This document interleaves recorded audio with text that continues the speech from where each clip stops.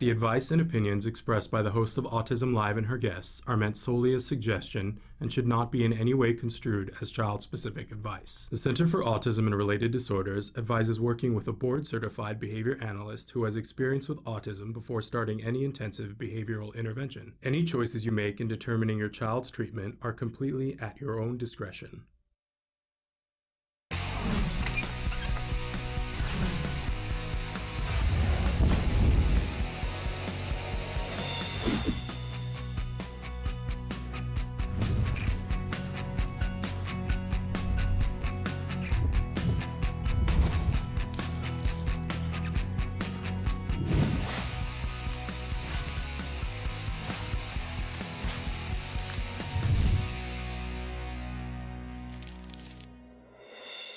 Good morning and welcome to Autism Live. I'm Shannon Penrod. We're coming to you live from the Warner Center in Woodland Hills, California.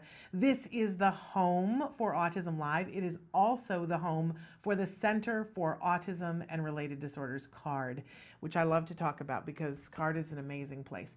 I love to talk about ABA on the show and say all the wonderful things that I experienced as an autism mom using ABA, Applied Behavior Analysis, quality ABA, and I find myself frequently talking about CARD because CARD was the place where we had amazing progress. I call it a miracle.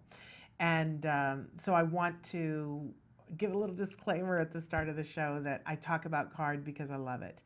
I am well aware of the fact that they are not the only quality ABA provider out there. I hope that if you're watching that you will do everything that you can to get a quality ABA program started for somebody in your life. I just happen to know and love CARD because they were the ones that helped us. So in any case, we are going to be with you for the next 2 hours live talking about autism from a 360-degree perspective.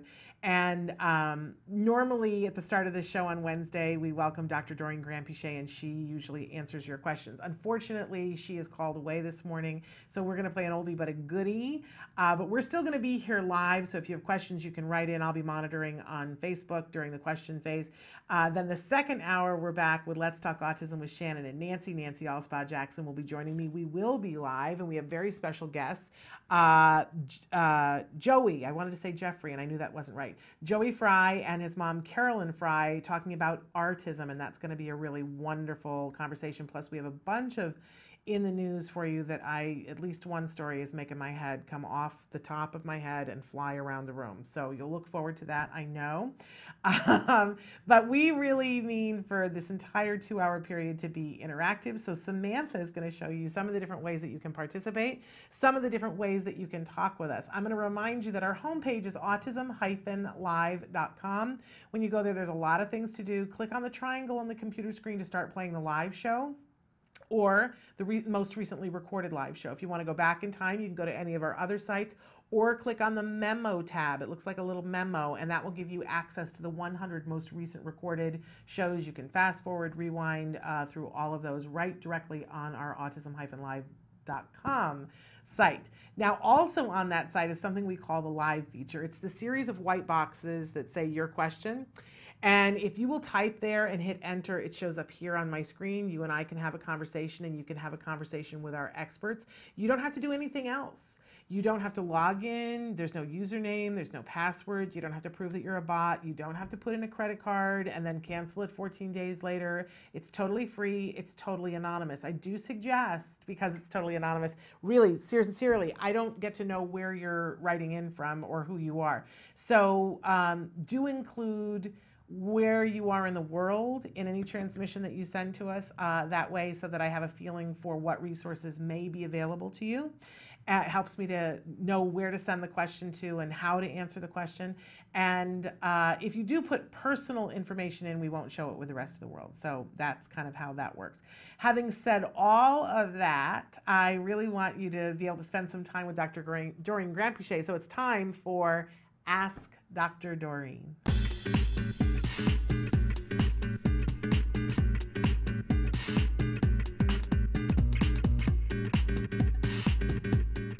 welcome to Ask Dr. Doreen. We are welcoming Dr. Doreen Graham-Bichet back to the show. We haven't had you for the last 2 weeks, and we've missed you terribly. Although I must say that Evelyn Kung has been filling in, and she does a wonderful job. But there's nothing like having you. Thank you so much. It's always a pleasure. Thrilling to be here with you. We for people who have never watched the show before, and every day we have new viewers that are finding us, and we so appreciate having you here. Dr. Graham-Bichet is, I believe, the preeminent expert in the field of autism, and it's a thrill and a privilege to have her here with us. She's been working in this field for more than 30 years. In fact, I think it's this year that you get to say 40. Mm-hmm. Crazy. Yeah. I know. Don't we all want her skin cream. That's amazing. That's crazy. The next thing you have to do is put out a line of skincare for all of us so that we can hope to be as young looking as you are. But in any case, she's worked with very small children up through senior citizens and everything in between. Amazing clinician, but truly a visionary and an advocate for our families and for our kids. And we're so lucky to have her here answering your questions. But we do like to remind you at the start of every show that there is no expert in any field that could give individual specific advice in this format. So when you write in, be as specific as you can be, but know that Dr. Graham-Bichet will be giving you answers of a general nature to help you to make decisions on what to look for next, what questions to ask. I always say that when you don't even know what question to ask when you go to an expert, you're not likely to be successful. Plus, it's likely to take longer, and we know that those appointments cost a lot of money. So, thrilling to have you here. So good to be here. Thank you very much, and thanks for your kind words. And it's always a pleasure. And I am worried because we have so many questions. Well, and we've already had more questions come in since I printed these. So we're not going to get to all of them, but we're going to do our best to skip around and get to enough that can help. But I'm going to jump right in. Our first question. Hi, Shannon. Thanks for all that you do. Question for Dr. Doreen. My 5-year-old son has recently started acting up in his preschool.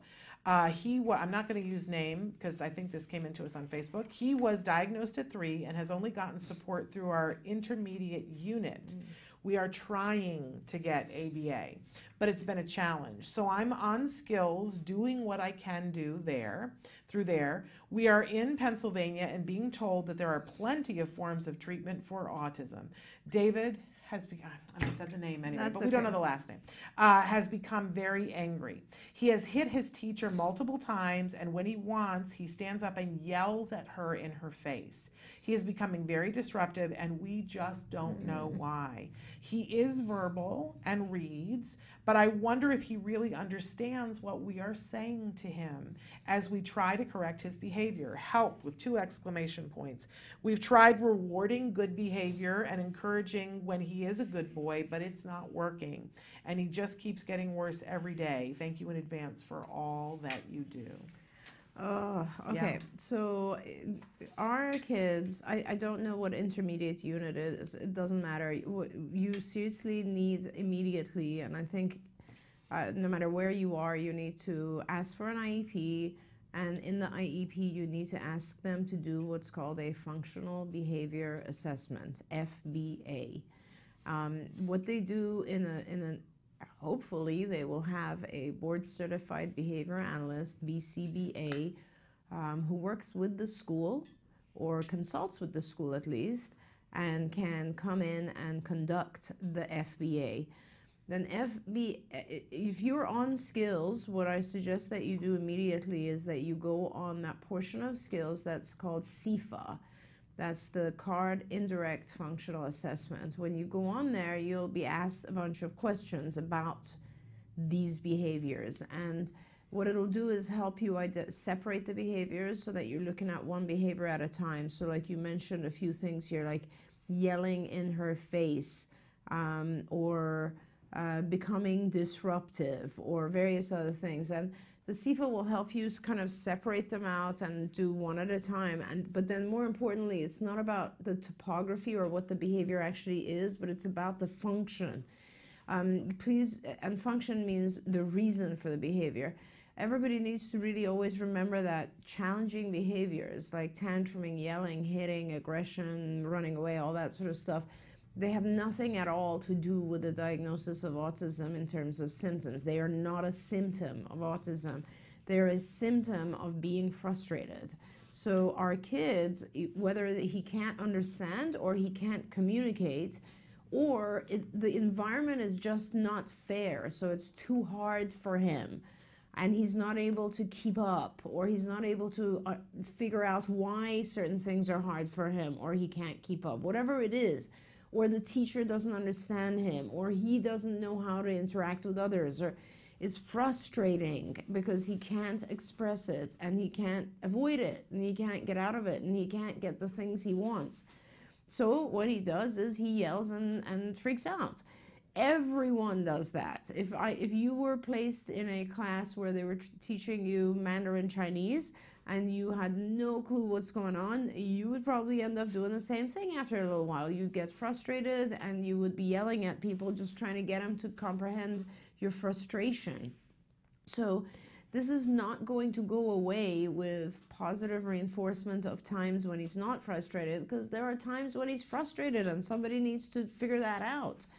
An FBA is a process that figures out what he's frustrated about and why he is doing these behaviors. So for example, when he's yelling at the teacher, something is occurring right before it that could potentially be leading to his frustration. This could be a multitude of things. That's why a professional has to do this, because it's hard for you.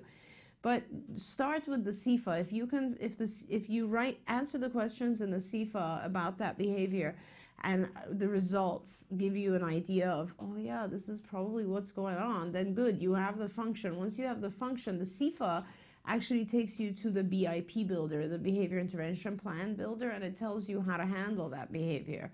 But essentially, it could be something as simple as, right before times when he's yelling at the teachers, in the teacher's face, the teacher has now told everyone to do some homework that he doesn't want to engage in.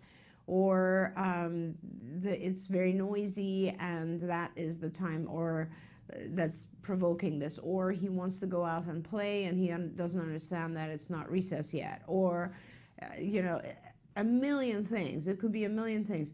It is extremely important to find out what exactly is causing the frustration that's leading to that behavior, because then what happens is, once we know that, you replace his yelling with some other appropriate form of communication. Let's say he's exhausted, he just doesn't want to be there at that time. Well, we give him the ability to take more frequent breaks, and that will allow him to completely avoid these meltdowns and to get his work done. Or we find out that a particular type of work is too hard for him and we give him assistance, or the school makes it easier for him.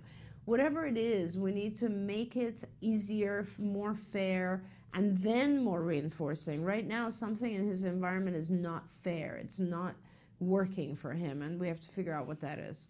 And as you said, it could be a million different things, and it really does us no good to guess. And doing that functional behavior assessment or the CIFA is what gets to the bottom of it, so that you're not guessing. Just quick example, I know a little boy that suddenly was having behavior in the classroom, and they did the functional behavior assessment and discovered that there was a little girl with blonde hair that always wore it in a ponytail that had cool bows in it, that was sitting directly in front of him. And every time she turned her head, for him that was a sensory nightmare. Yeah. They moved his seat, and suddenly everything was better. But can you imagine how much time they could have wasted on, well, maybe it's this and maybe it's that and whatever, and it was the ponytail? So, you just can't it feels tell. overwhelming. You can't tell. I had a little boy, Shannon, who was absolutely just a terror in school, and really, really sweet and calm at home. And we figured out after a year that it was that he had had a traumatic experience associated with the bell, the buzzer that is in between classes. Yeah. And they wouldn't alter it. It was super, super loud and very, very distressing to him. And that's why he wanted at any cost to avoid school. Yeah. Yeah, it's amazing. And once you get to the bottom of it, the fix becomes that much easier. Oh my gosh. So invest the time, and your school should do it, but if they won't, you have access to the CIFA that you can get it started, and you can show them the CIFA and say, let's do this together.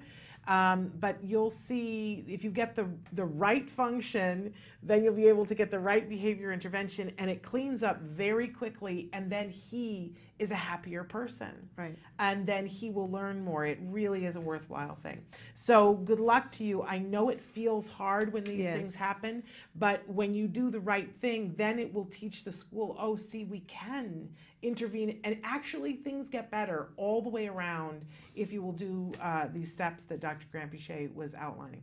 Okay. And please don't be discouraged, and please be strong and go for it and get the school to provide you the services he needs. And if not, I believe there is, I'm pretty sure there's insurance funding in Pennsylvania. So I think that if your school is not working with you, then start looking at medical insurance. Well, and here was the other part of the question that we didn't really get to, that you're still trying to get ABA.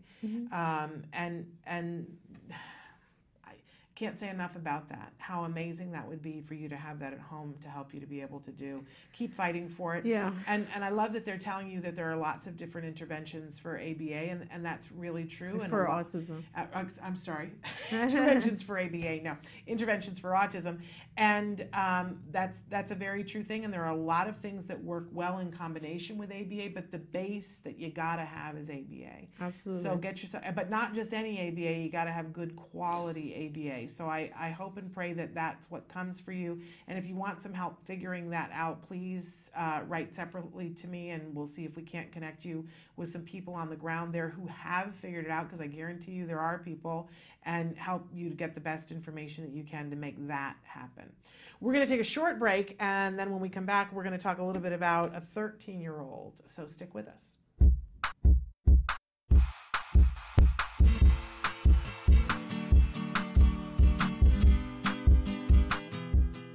Hi guys, welcome back to Smarty. It's February, and for this month, we have made a template for you. You can find it on facebook.com/autismlive, and this activity works on your child's pincer grasp. So let's get started. The materials you'll be needing are scissors, a hole puncher, a glue stick, shoelace, cardstock, and our template that you can print from facebook.com/autismlive.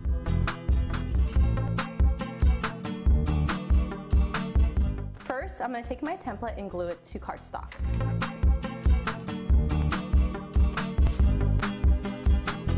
And the reason I'm using a glue stick is so that it doesn't ripple, because if you use the wet glue, it's going to make it all lumpy.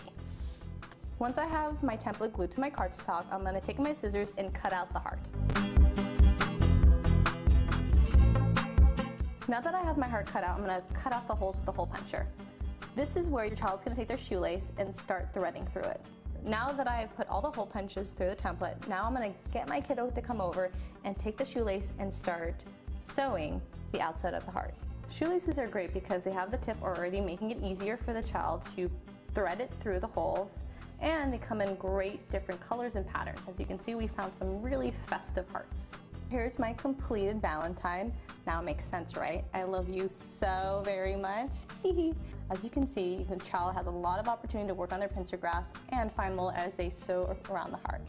I hope you enjoyed doing this with your child. Until next time, craft on, guys. Bye. Can you see me flying by your side? Hey, I'm Candace Cameron Bray. Tom Bergeron. You're watching Autism Live. And you're watching Autism Live. And you're watching Autism Live. You're watching Autism Live. Welcome back to Autism Live and to Ask Dr. Doreen. We're here with Dr. Doreen Grampiche, and she is answering your questions live. We're pivoting now to a question. Hello, Shannon and Dr. Doreen. It's a blessing to see your show every week. My son is almost 13 years old, diagnosed at 5 with ASD, and had no early intervention. Verbal, but struggles reading. Reading people. Reading people, thank you. Suffers from mood swings and anxiety. His therapist and myself have worked many years helping him improve daily living skills, awareness, safety, self-regulation, frustration, social interactions, etc. But for some reason, we never move forward. Different techniques, rewards have been used, and still no improvement. Instead, I'm working on the same goals from 3 to 4 years ago. I thought as he got older, he will improve some behaviors, but he is regressing instead. Now his fixations and things and routines are even worse, and he continues to behave more like a 7-year-old child than an almost teenager, including preference of toys and games. He will tantrum over a Shopkin toy.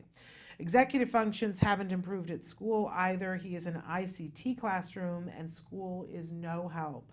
How can we help him? What are we doing wrong? Please, any advice, and thanks. So I wish I knew more and I could help you more, but I don't know enough about him. The one thing that you do tell me here is that he has he's increasing in his obsessive compulsive behaviors. It sounds like you're saying he has mood swings and anxiety, and that he has fixations on things and they're getting worse. And so that's very, very important.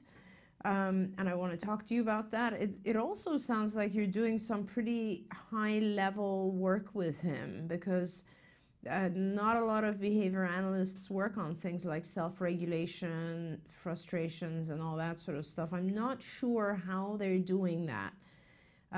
But anyway, I have two suggestions for you. One is that you should get on Skills, because that's my only source of really giving you this knowledge. Or you can also get our book, but Skills is sort of a better place, I think. And if you go on Skills, excuse me, and you go on two curriculum areas called, and he's 13, I would still get on Skills, the regular Skills, because we now have an adult version of Skills. But I would get on Skills and I would definitely go into the executive functioning and the cognition curriculum areas. So executive functions and cognition. Cognition will help teach him things like how to take other people's perspective, and the executive functioning domain will teach him things like how to plan and how to be more flexible and how to inhibit himself from having reactions to things, and very, very advanced lessons. If you go there and you'll answer questions about what he can and cannot do, and then it'll show you the level of lessons that he should be working on. But if you go there, I would then ask that you give him somewhere at least 15 hours a week of ABA focusing on those lessons. So that means he gets about 3 hours a day focusing on those lessons if you can, or maybe 2 hours a day if you're going through the weekend.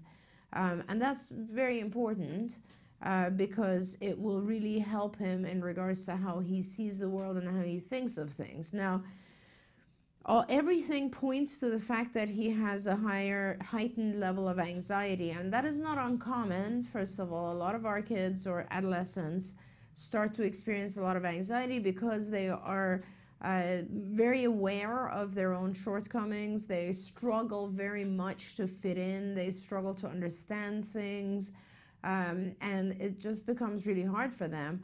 And in fact, this whole kind of wanting to spend time with younger toys and younger level activities isn't uncommon at all, because it's kind of like it's like, let's say, you know, a child who will regress to holding their blankie at night, or you know, it's like the more anxiety we have, even as adults, when we have anxiety, what we tend to do is we will some people will, for instance, wear jewelry that is, you know, gives them some sense of comfort. Let's say something from a grandmother, an heirloom or something.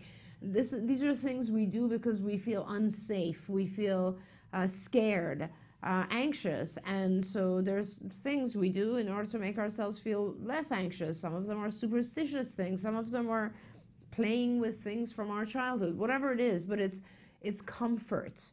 It's whatever brings you comfort is what you're turning to, and that's a big sign that the rest of the time I'm uncomfortable, I feel anxious, I'm scared, I'm going to fail, I'm going to be judged, I'm going to do something wrong, whatever it is. So as you're working on those things behaviorally through these two areas of the curriculum, you might also want to consider actually talking to a psychiatrist and consider getting your son on a antidepressant medication. Anxiety and depression are treated with the same medication. Anxiety medications are antidepressants. So you might want to consider that. And there are some really, really good SNRIs or SSRIs. SSRIs are selective serotonin reuptake inhibitors like Prozac, Zoloft, etc. SNRIs they work on both serotonin and norepinephrine. They're again reuptake inhibitors, and these are the neurotransmitters that we want to kind of keep. The more of a neurotransmitter you have, these particular serotonin and norepinephrine, the less anxiety you have.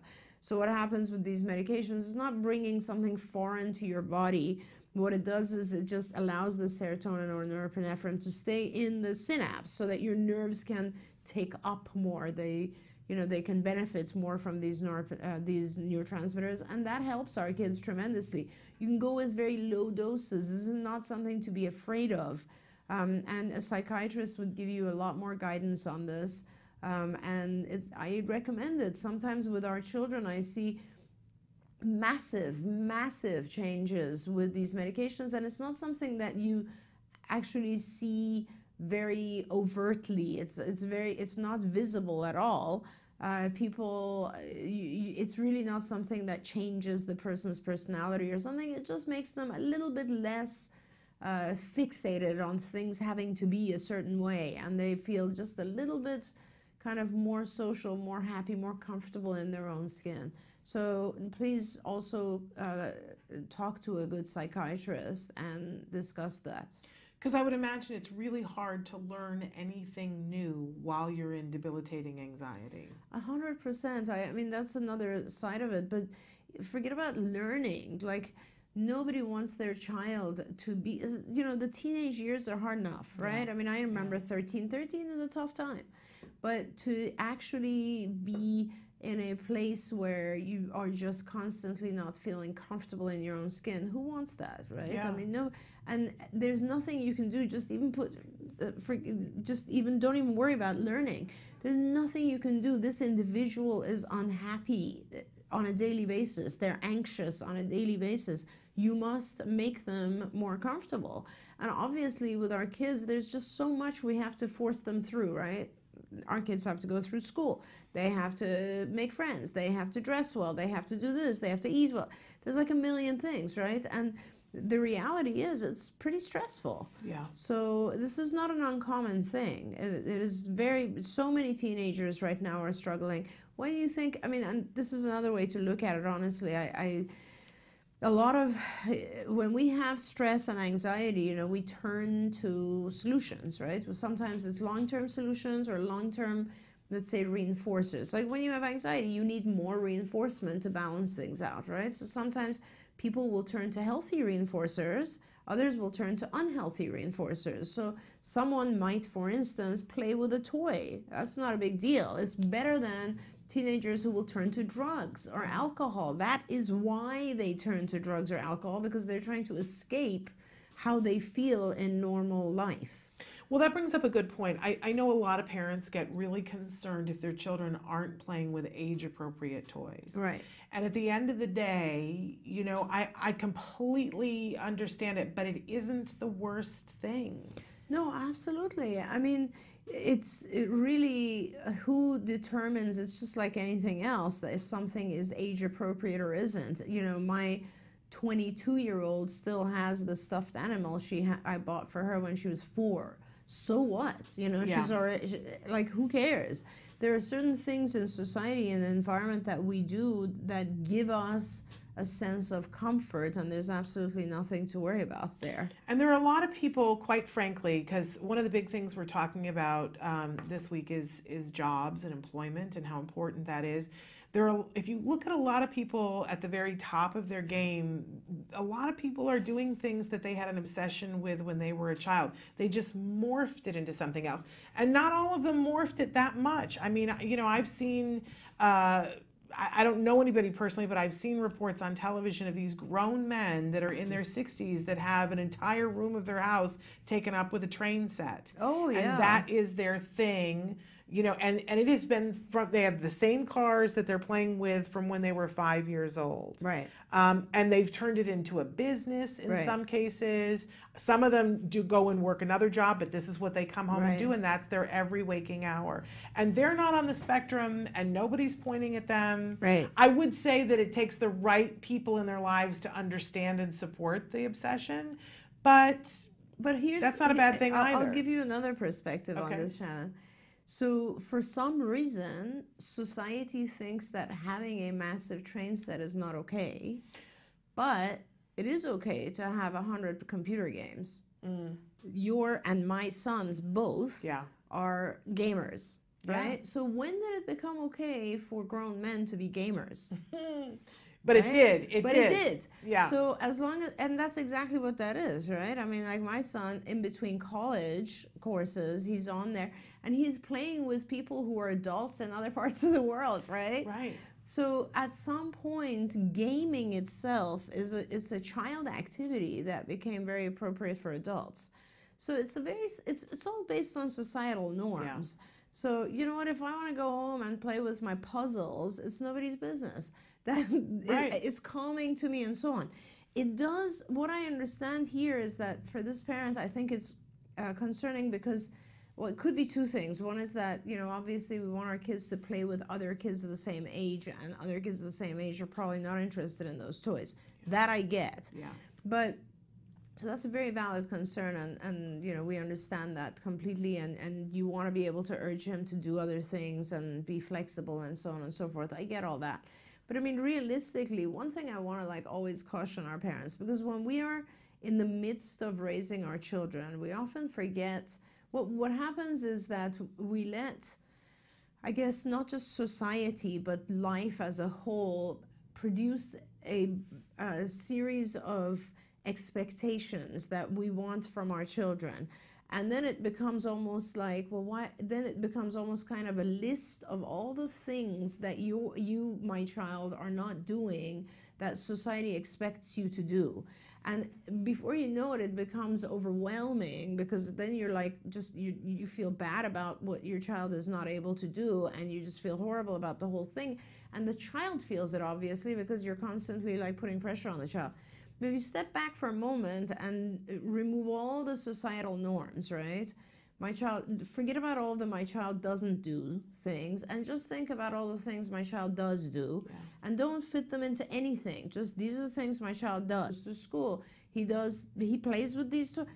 All of it is fine. It's all good. Yeah. We start to get really upset and depressed when we think of all the things they don't do. Some of the things they don't do actually don't matter. Yeah. You know? So that's just another perspective on it. Now, Lisa has written in on Facebook and says that her son will only play on his iPad, never with toys or other things. And any thoughts on this? Yeah, so that's, you know, again, I tend to go on and on this subject because it's fascinating to me. So, you know, Lisa, if it was, I don't know, maybe 15 years ago, that would be pretty concerning because nobody else was doing that. But the reality is, all of our kids are moving towards electronic technology, games on computers, et cetera, et cetera. Even when you see very, very interactive play with the kids, with boys in particular, and I don't know the age of your son or the gender, but when you see that, that's what they're doing. They each have their own, let's say, phone or iPad or whatever, and they're like just playing and talking while they're playing. And talking to each other, even though they're sitting this close to each other. There's zero eye contact. Yeah. And I talk about that. I find it fascinating because I feel like on the one hand, of course, being engaged like this is very non-social to some extent, right? Because we give zero eye contact to each other. On the other hand, it's becoming normal. Like, as I was saying, this is society changing, right? Just imagine that 10 years ago, a family went out to dinner and each individual did assume that they had in their hands a book. Right? Mm-hmm. And each individual sat there and read their own book. How weird would that be, right? But now, honestly, if you look at anyone at a restaurant, this is how everyone is, everyone. And it's going to get more. It's not going to get less, because we're just getting introduced to VR, and like it's completely changing. So let's be accepting of the way that play and social time has changed. It has completely changed. I mean, we keep adding more and more to our play curriculum because it is now much more computer based. So, and it's going to get younger and younger. If you think about it, 5 or 10 years ago, elementary school kids didn't have a phone. Now they do. Now they do. So let's be very clear. There's a lot of games on phones that are just for very young children. So as time goes on, you can be assured that schools will now actually have fewer toys and more computerized toys. And so our kids may still stand out a little bit, but pretty soon they won't. You know, and again, I said, so don't worry about the modality of the game, of what he or she is doing.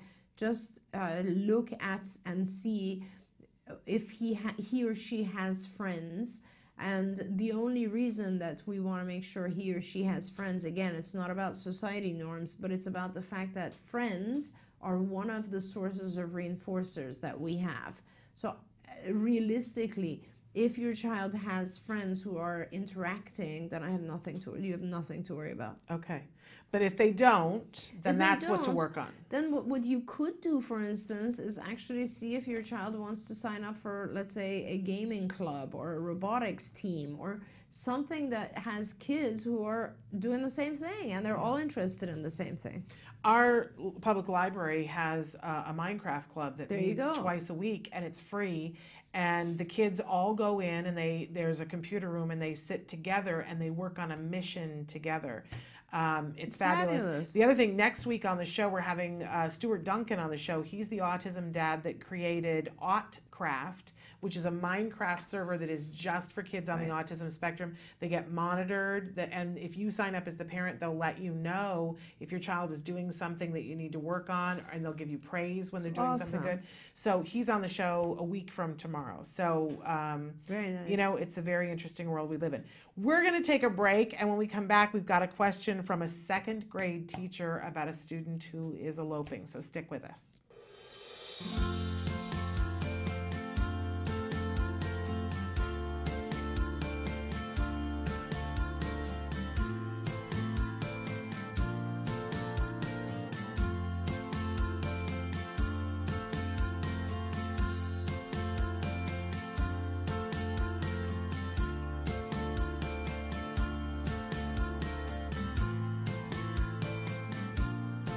Inclusion is everything.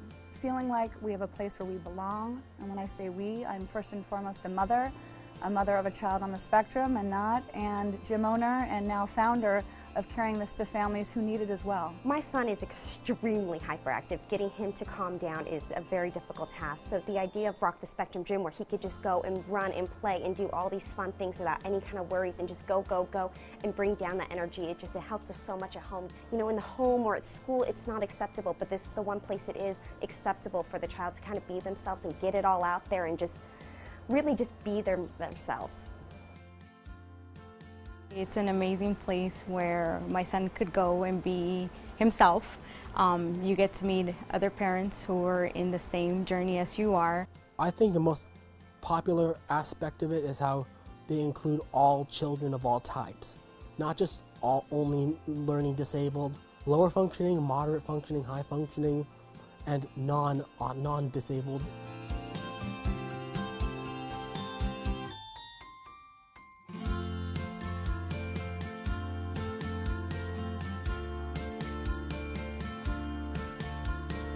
The people there are so friendly. Everybody's like family. They always greet you with a smile. There's not one negative thing I could say about any of the employees. They're all absolutely amazing. So I think every parent should walk in through those doors and see what an amazing gym it is. Now a diagnosis meaning 1 out of 6 kids are in some way or form affected with sensory processing disorder or autism. That's why We Rock Now is on the rise. People want to be a part of it. People know that they have a community there. They know that they can learn more information about things that they don't know themselves or that they can share, build friendships, and basically get what you get in an OT facility, but it's not $150 an hour. It's $12.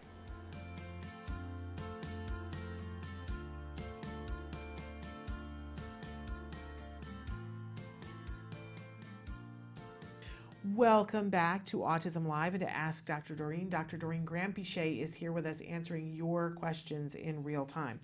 So I'm going to go now to a question from a second grade teacher. You know, we love it when teachers write in because I'm a former teacher, and I know sometimes you guys are out in the weeds trying so hard to make things work and you don't have the resources. Please, we're building our platform of Autism in the Classroom for you. That's what we're doing, because I know that you don't have other places to go to. So please keep writing in your questions and keep tuning in, because we got a lot more programming coming for you. So she writes in and says, hi, I have a similar question to the one that was answered last week. I'm a second grade teacher, and I have a high functioning ASD student that runs out of my room several times a day. Sometimes he's back in less than a minute. Sometimes he sits in the hall or the bathroom. He runs out for several reasons: when he disagrees with a peer, when he doesn't get his way, when he doesn't like what we're working on, etc. How can I get him to stay in the room? I have 17 other students, so sometimes I just turn around and he's gone. He's extremely verbal and one of the brightest students in my class. Thanks for your awesome suggestions. And I just want to say two things. Thank you, because what an amazing teacher, right? Yes, yes. And how glorious is it? And I understand when you've got somebody leaving and you've got 17 other little souls that you're responsible for. In second grade, you're really responsible for them, but I'm so glad that it's only 17 kids and not 45. That's right. Because there are teachers that are watching that have 45 and have the same scenario. That's true. Much better to have 17, but still, help. Okay, so first of all, I just love you. Like, I can't even imagine. Like, I'm just envisioning this environment, and I'm thinking, oh my God, this is the most adorable thing. And I love this kid. Like, this is a very cute kid who, second grade, we're talking about 7 years old. I mean, and what he's doing is basically removing himself from an environment that for one reason or another he doesn't like. Now, you have 3 different reasons listed here. One is when he disagrees with a peer, and ultimately, right now, it's probably better that he walks away from it than he interacts in some way, because he probably doesn't have the capability to understand that it's okay for people to disagree. So that is a lesson that he needs. There's a lesson specifically in skills on this subject, which is essentially, we don't have to agree on everything, and it's in the EF curriculum, and he needs to work on that skill to begin with. And it's not an easy thing. It's just about, he needs to understand that people have different minds, that these minds can have different thoughts, and that that we are not going to agree on everything, and that's okay. Everybody has their own thing. When you don't understand the fact that your mind is separate from other people's minds, it really disturbs you if someone says something that just doesn't fit in, because you automatically think you have to adopt that. That's going to come into your brain now, and that's not the case. So that's as Shannon always says, we try to fix things immediately, and some of these things are longer term fixes. I'm going to give you an immediate fix in a minute, but what I want is it's a short-term temporary band-aid. But as you do that band-aid, what needs to happen is this individual needs to learn more, this child needs to learn more about how it is okay to disagree. And you can just do that with practicing. For instance, you could just do it on preferences. He likes blue things, you like red things. He likes blocks, you like Legos, whatever it is. And then you just reward him being able to sit and discuss that, separate from when this happens, right? So you're practicing this in other environments. The other thing is when he doesn't get his way. When he doesn't get his way and runs out of the room, that is the worst possible scenario, because now he's learned that if I don't get my way, I can just run out and avoid the situation. So that's, again, another scenario that has to be set up and worked on. And that would be very basic things. Like, for instance, you know that he wants something, and you'll say, no, you can't have it right now, but you can have it in 5 minutes. And you set a timer, and you both sit there, and as long as he can wait for 5 minutes, he gets his thing. So he starts to experience and learn patience. He starts to experience that things are not always going to happen the way that he wants, and that he can cope with it. Coping is very important. And the last one is that he doesn't like what you're working on. Again, that's like It's a preference. And so if the child knows that when you work through certain things, like nobody likes school really, but we go through school, and then if you work on a certain thing afterwards, you're going to get a reward, then that behavior is fixed. So what I'm saying is each of these individual things outside of this, like, and I know you probably don't have the time or resources, so I don't know, maybe after school for 5 minutes, or maybe you can tell parents that they should get on skills and they should be working on these individual things separately, right? Or depending on the structure of the rest of your classroom, possibly you can get an aide for him who can work on these individual things. But these are areas of instruction. These are areas of instruction that need to occur not when he's acting out and running off, but at a different time. For a child who's very advanced and verbal and very bright, sometimes all you have to do is write rules. And that's it. If he can read, you just write a rule and you say things like, this is like, we don't always agree, that's okay. Like, I don't know what his name is. Like, John doesn't agree with whoever, but that's okay. John can keep his own mind and Mary can keep her own mind, and it's all okay. Can I tell you too that in the core curriculum, I think it starts in 2nd grade, that you already have worksheets and are teaching the difference between fact and opinion. Yes. Because you need to build that, because later on when they write essays, they have to present a fact and then 2 opinions to support their, 2 things to support. So it's probably already in your curriculum, but you can bend a little bit to make sure that so you say, is this a fact or is this opinion? And when it is an opinion, can we argue it and ever come to an agreement? So you just have to add that piece to it. You've already got that curriculum in your... Anyway, Absolutely. I just wanted to point that out. And then the short-term solution right now for you is to gradually shape his behavior so that he's not actually leaving the classroom. So behavioral stuff is funny.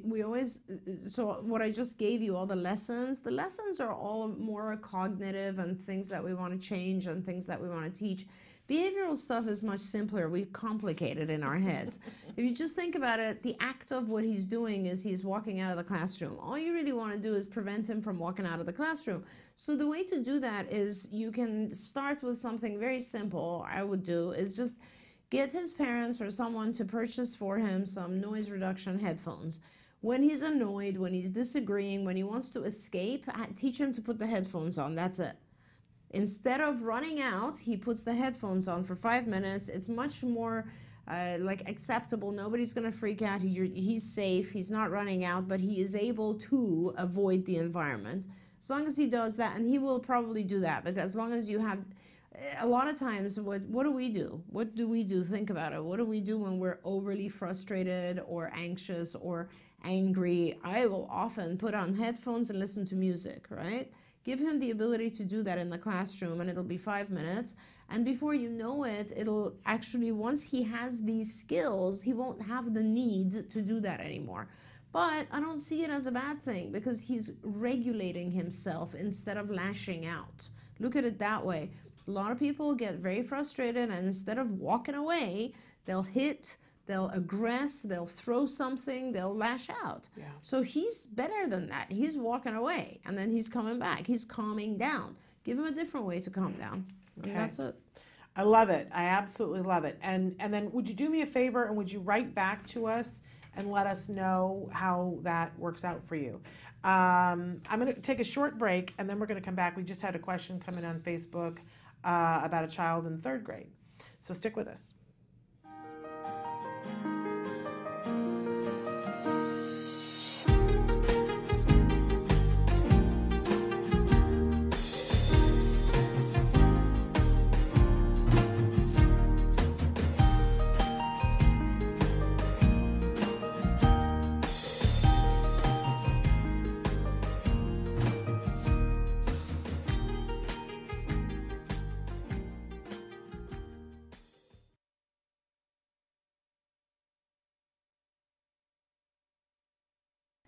Life-threatening aspects of autism.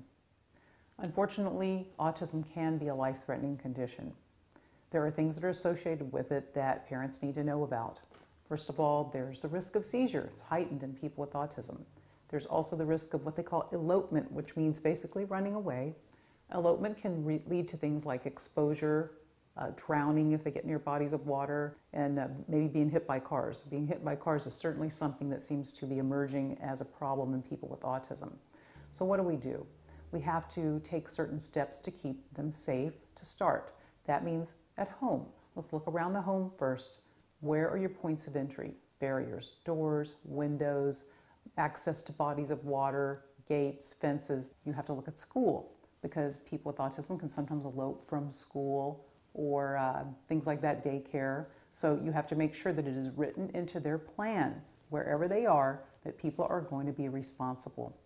That may include a tracking device. For some people with autism or Asperger's, a tracking device might be useful. It might help people know where they are, so in case someone has taken them a place that they shouldn't be taken, kind of tricked them. Sometimes you get that happening with your teenagers, or they're just a child that's unable to communicate or speak very well, and you need to know where they are. Consider that. There's a new generation of tracking devices. It can go in their shoe, can go in their jean, maybe in a cell phone. And I would also add that one of the most life-threatening aspects of autism is sadly being bullied, socially excluded, things like that. That's always happening in people with autism spectrum disorder. People bully them, exclude them. The risk of suicide is unfortunately very high.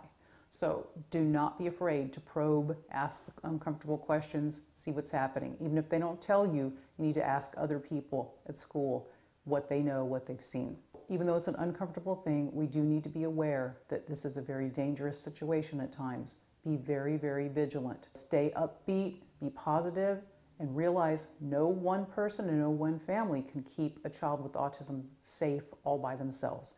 Get the support you need, look around, be vigilant. It's better to take steps you feel that you don't need too soon than too late. Welcome back to Ask Dr. Doreen. We're here with Dr. Doreen Granpeeshane. She's answering your questions. We're right here at the end, but somebody has written on Facebook and says, hi, I have a child, third grade, and he is at a regular class. He's high-functioning kid, good reader, but the school said his reading is low average level, and I'm scared. How is he going to be in the future?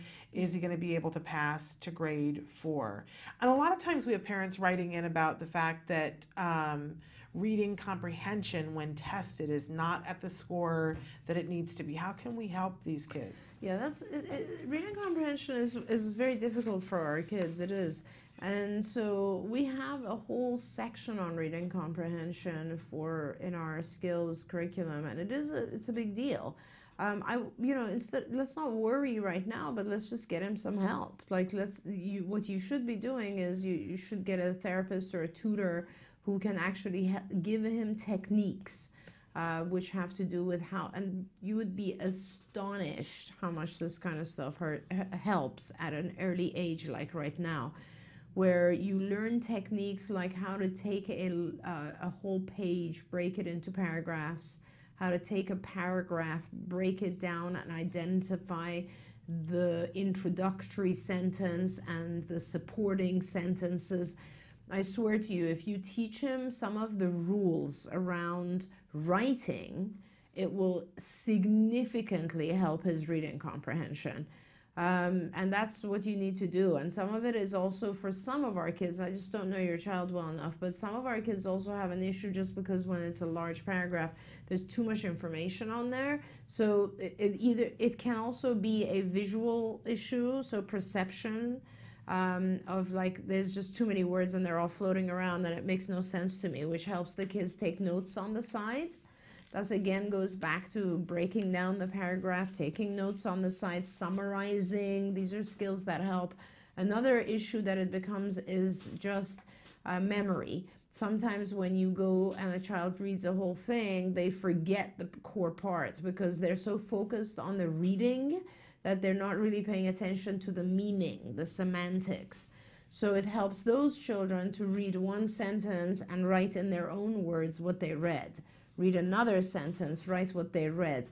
And so depending on whether he's having an issue with the semantics or the visual processing or the memory aspect of it, or just reading fluency, or a paragraph is just too much and it has to be broken down, grammatical issues, whatever that is, you need to work on individually, and a good therapist or a tutor would be able to do that. Absolutely. And as a former teacher and somebody who loves reading, I think there was just a study recently too about kids who read aloud every day do better. And if you take just 5 minutes to have your child read aloud and ask them questions, I think one of the things, if you look at some of these tests that they give our kids to judge reading comprehension, I take issue. They'll put like 10 questions, but there are at least 2 of them that I feel are not well written and are confusing to me as an adult who is a former teacher. It's true. And that are gray areas that because they want them to take inference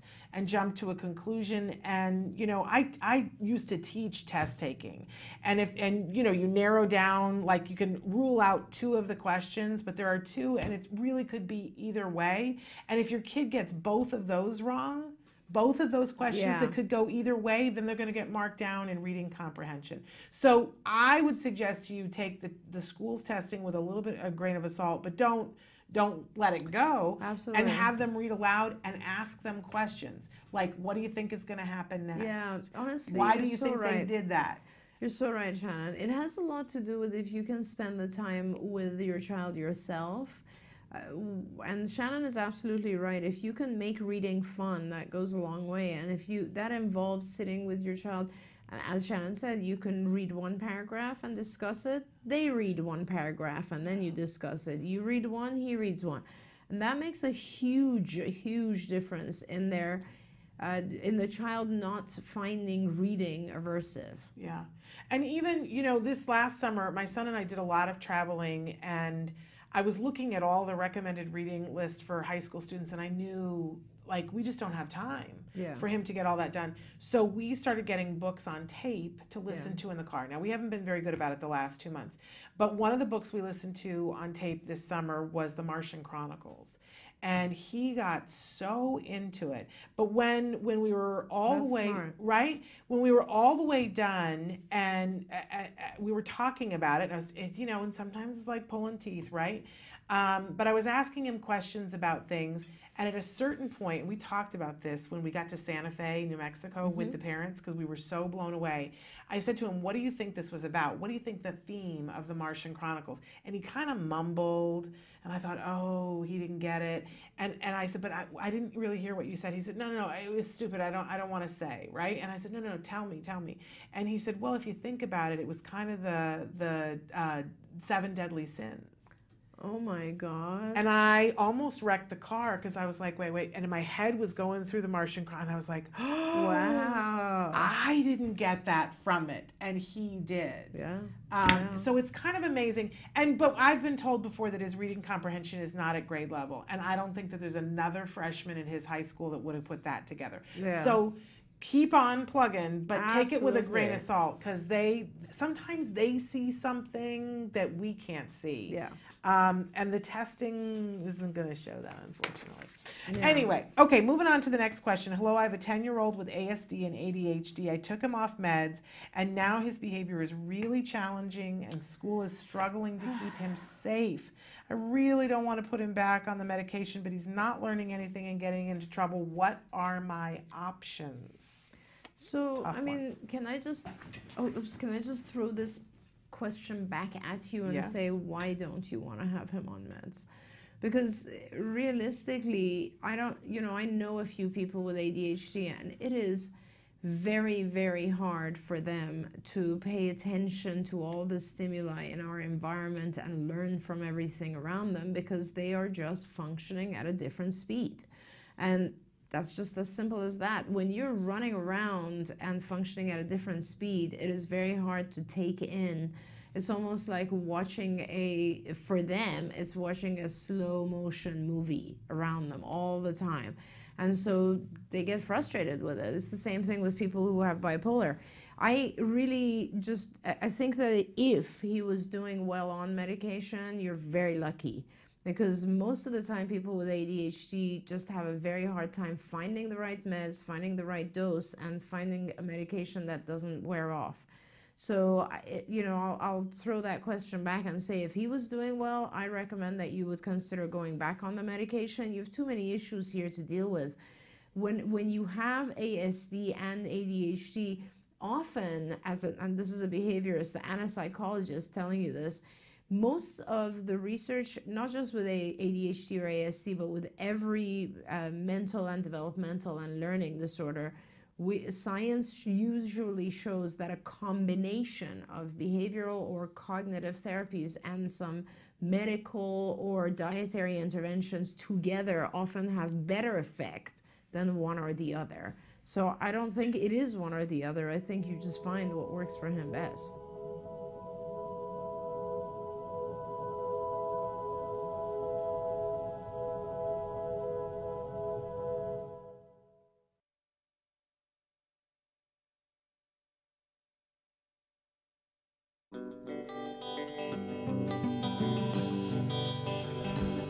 I know a cute little blue-eyed boy, and his name is Jack. Jack Riley. He got a big, warm, blue-eyed soul that makes your heart beat fast. Exciting. I say Jack, Jack, Jack is my buddy. Jack, Jack, Jack is my buddy. Everybody around is so down with Jack. Okay, Jack Riley, can you tell me? And when you're calm and nice, that makes everybody happy. And what are the pictures in this one? Not calm, mean.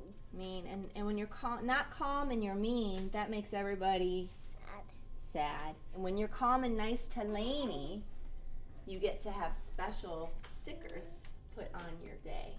And when you get enough stickers, you get to have what?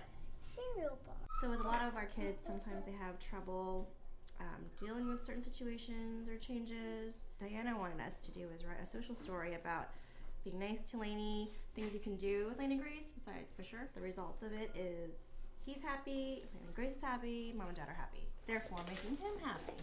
And he gets the happy points on the chart. And we're supposed to write it in words that they understand.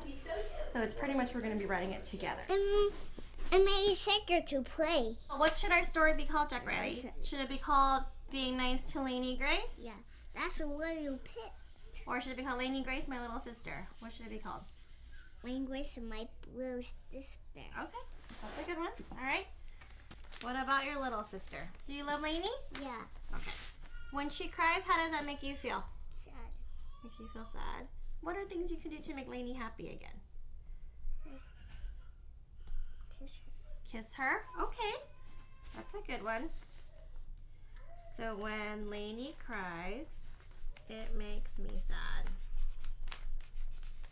I can give her... Let's read it together, okay? Lainey Grace is my little sister. I love her very much. Lainey Grace. Does that sound like a good story? Yeah. Yeah, it's good. Okay. You walked by Lainey doing a nice job. High five. Let's go put on a happy point. Woo! Let's Way go to go. That was a happy point, buddy. Go get a happy point. Yeah. Woohoo! Happy point. Oh, this way. So what the heck is a happy point? A happy point is we've decided that Jack's aggressiveness with his sister is not being curbed by punishment.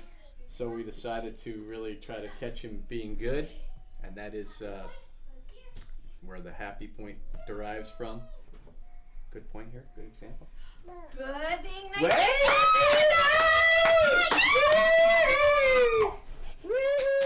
That's a happy point. I don't even need to explain much more, do I? Well, so we're trying to teach him the good behavior, and you can't ignore the bad behavior. As you like, when he's aggressive with me, I try to ignore it so he doesn't get attention from it. But with her, obviously, she can be injured. So we're trying to curb that by making him feel really good when he's not aggressive towards her.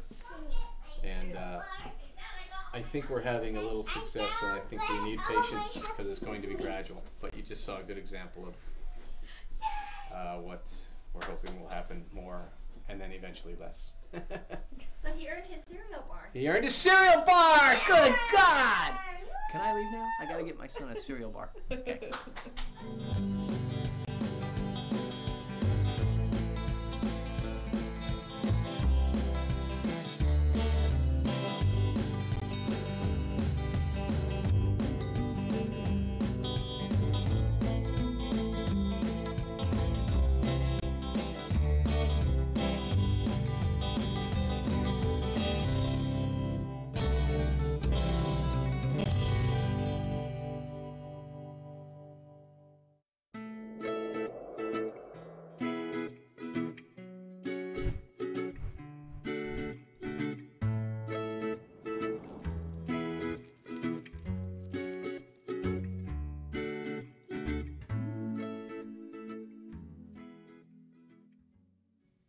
Good morning and welcome to Let's Talk Autism with Shannon and Nancy. Hi. Hi. I'm Shannon. And I'm Nancy. And we're thrilled to be here with you guys live in the studio. I'm so happy to be here with you, Yes, my happy friend. to be here with you. On Monday, we had a holiday and had the day off, Right. and I don't usually get to watch daytime television. Right. But I happened to turn on for a couple of minutes and saw a couple of minutes of Kathy Lee and Hoda. Yeah. And I was like, oh, it's not entirely all that different. They just have a lot more money, Right. a lot more people doing their hair and makeup, and they're talking about a bigger variety of things than we are. But we're talking about all those things within the context of autism, and we're not drinking in the morning. No. So there's that. We can but always start. Other than that, and the fact that I could fit Kathy Lee in one of my pant legs and she would still have room to move around. But other than that, it's very similar. I just was like, oh, look at that. They have a show too. A little show that they do.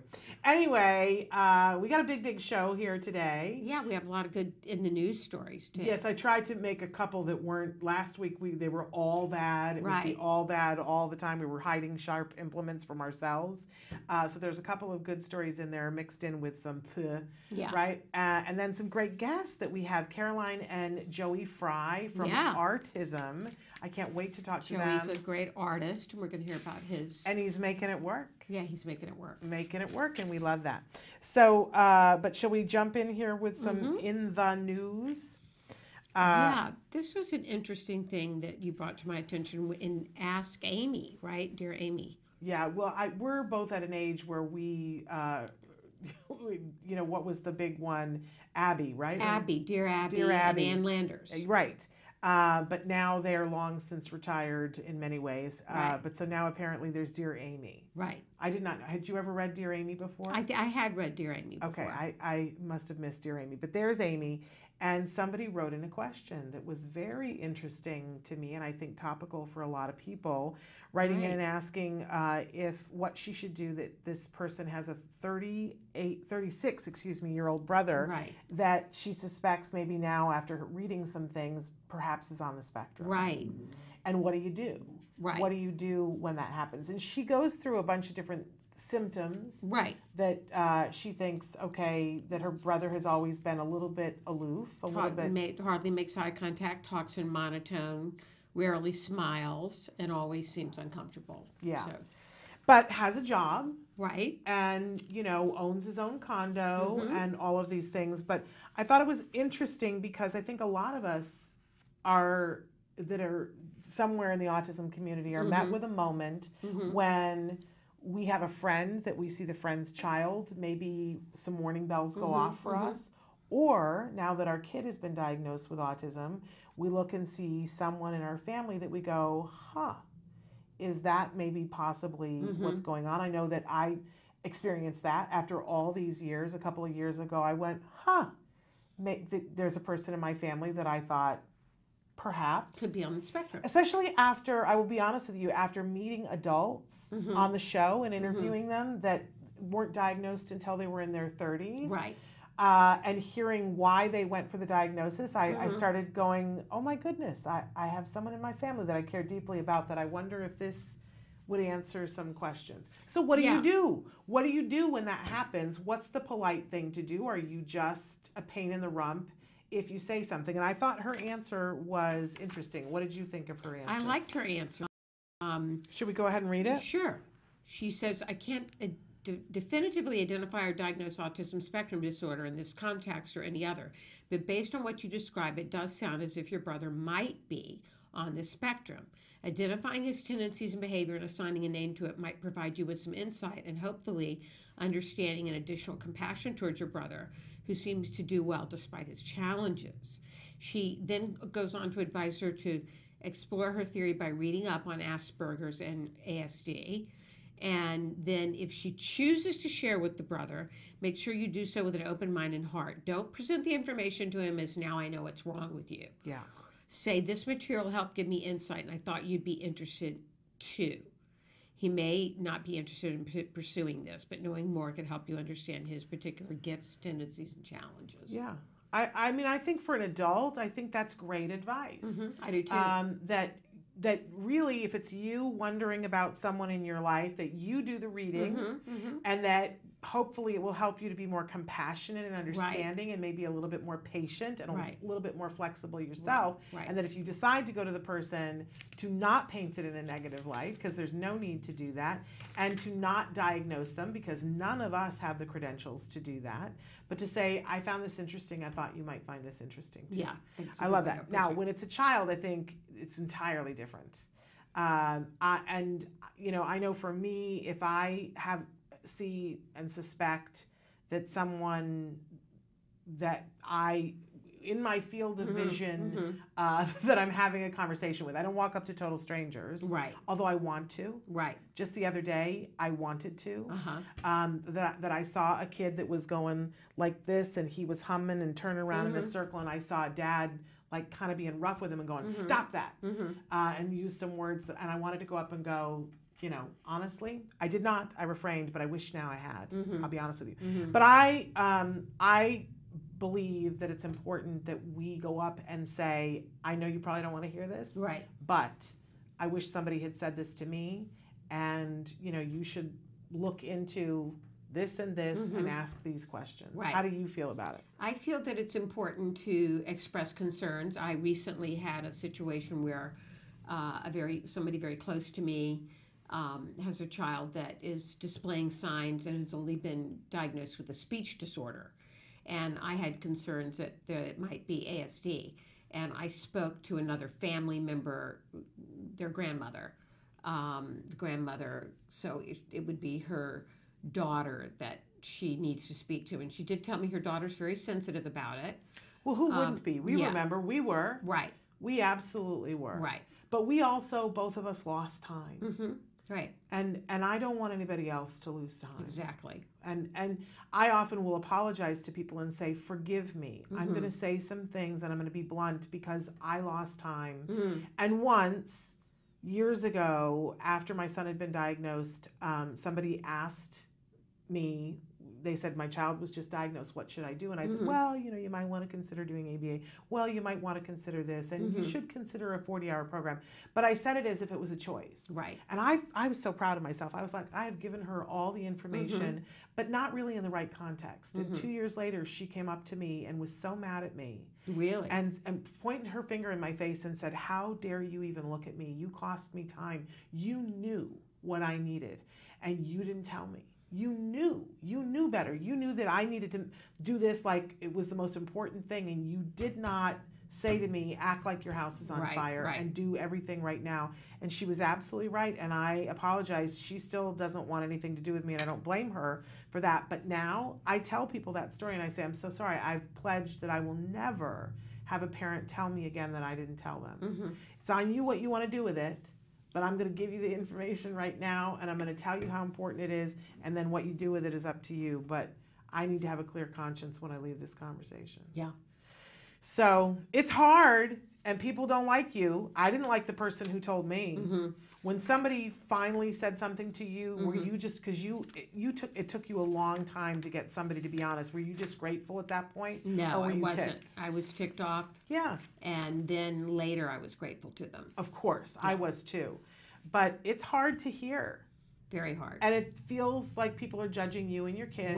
Regardless of how you feel about it, that's what it feels like as the person hearing it. So for those of us telling, we just have to get through that, I think. I'm not having anybody else waste time because I couldn't suck it up.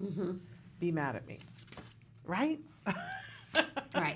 Okay. Interesting story here on a drug. Yes. That is undergoing testing. Absolutely. We're hearing more and more about this. You know, when we started doing this show, we would talk about drug testing and we would go, okay, but you know, now they're doing the mouse model and we'll wait. But we're seeing many drugs now getting into human trials in phase 2 and phase 3 of human trials, and it's getting very interesting. But Suramin is a drug that's being specifically looked at. There's in San Diego, Dr. Robert Navu was testing 2,000 drugs, and he's found one that may help.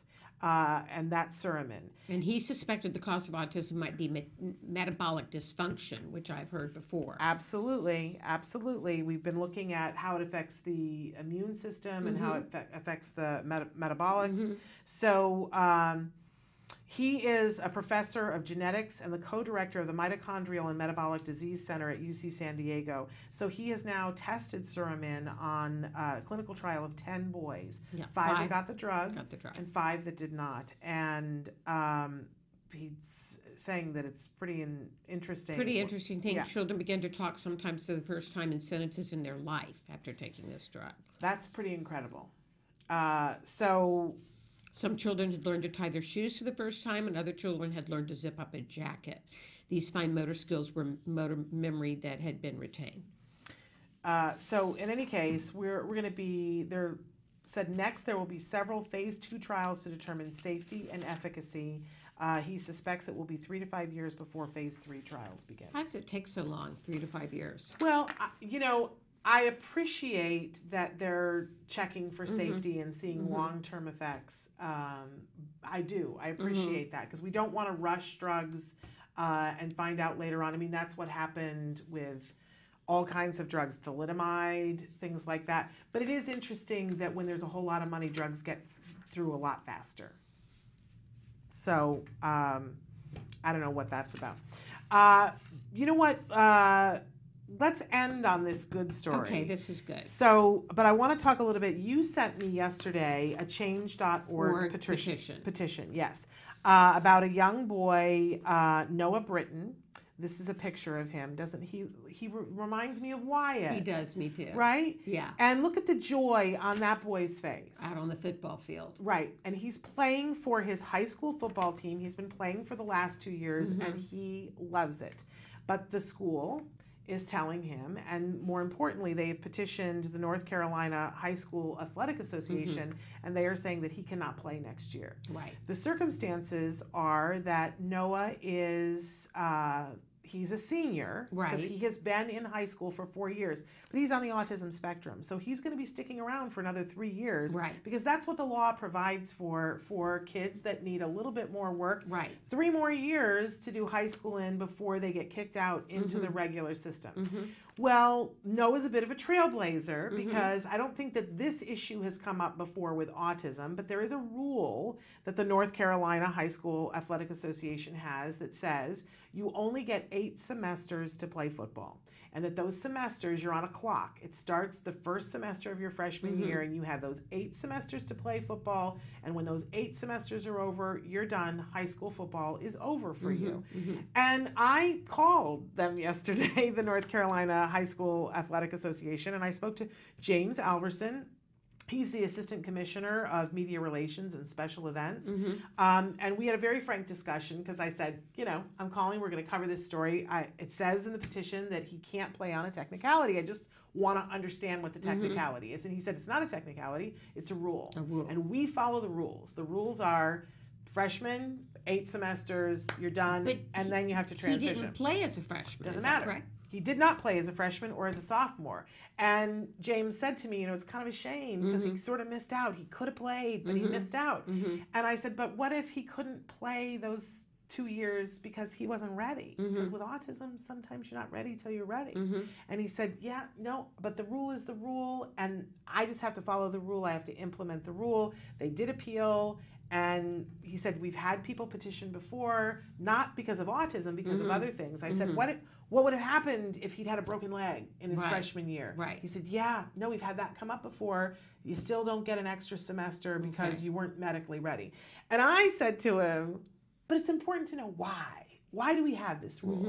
And I said, former teacher, so I'm just guessing that maybe the rule is partially that you don't want people that are 45 coming in and still you don't, and you especially probably put this rule in place because you don't want kids that deliberately flunk out in their senior year so they can stick around and play high school football for another year, the glory days, right? And he said, yep, it's that and many other things, but it's the rule. So it's the rule, it's the rule, it's the rule. And I think that we need to not just petition for this young man to play another year, we need a petition to change the rule so that the rule says what the rule needs to say.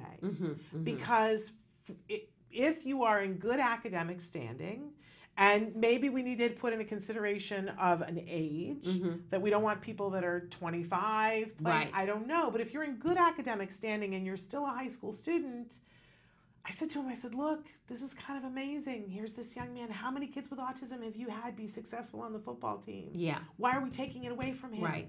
Because we have a rule. Well, if the rule doesn't fit, you know, maybe we need to amend the rule so that the rule is more specific. So that we don't have kids flunking out, but this kid is not flunking out. Yeah. He just needs more years. Right. So I want to encourage you to sign the petition. If you go on change.org, sign the petition. They're trying to get 10,000 signatures and they're very close. Maybe that will make it so that this family can go back and say, can we look at the rule? Because, you know, this is the thing with autism is that we want to be a part of, right? It's that thing that I'm always showing that cartoon that shows equality and justice. We don't want equality. That's not what we're looking for in the autism community. It shows the 3 kids standing at a track meet, and one of them's very tall, and there's a curtain in front of them. One's very tall, and he can see what's happening at the track meet. One of them, the curtain comes up to his eyes, and he can see half of what's happening at the track meet. And the other one is short, he can't see anything. And that's what equality looks like. But then they show you the cartoon again with justice, and it shows boxes so that the kid who's tall can still see, but the kid who was only seeing this much gets a little bit of a boost so that he can see everything, and that the kid who's shorter gets a box to stand on so now they can all see. That's justice. That's what we need for this kiddo. But in order for that to happen, the rule has to get more specific. They're not going to entertain any arguments about making an exception for this kid. Right. That was very clear. They follow the rules. So let's change the rule. Yes. Get on board. Give this mom a signature so that she can run back to them and say, change the rule. The rule doesn't fit for our kids. Think again. Didn't we have a video about the twins that found solace in... Oh, yes. So let's, so we've got 2 stories left. Right, 2 stories. Okay, great. Thank you for reminding me Yeah, of we that. have a great video with this one.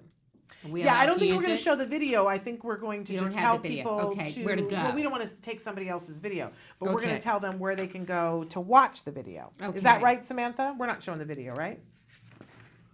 I don't know. This particular story concerned 2 autistic twins who were severely affected. There's a picture of them. And we've had their mom on the show before. Oh, you have? Yes. She's got an amazing book, and she's an amazing mom. This is an amazing family, the Schneiders, correct? Okay, yeah. Yes. Robin Schneider, and Dad had written to me and said, our friends in the Netherlands have done this amazing video, and they're doing a promotion there about these 2 boys to show how much physical activity makes a difference. Yeah, can really help our kids. And we've had Mom on before on the show, and she's written an amazing book. These 2 young men have some really extensive challenges. Yes.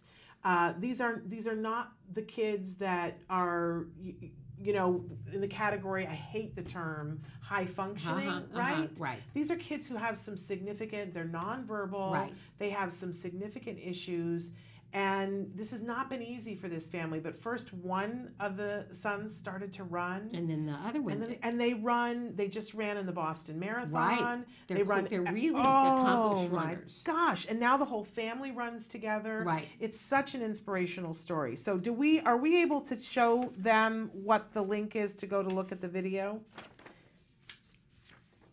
Okay. So what we're going to do is we're going to post the link later. Okay.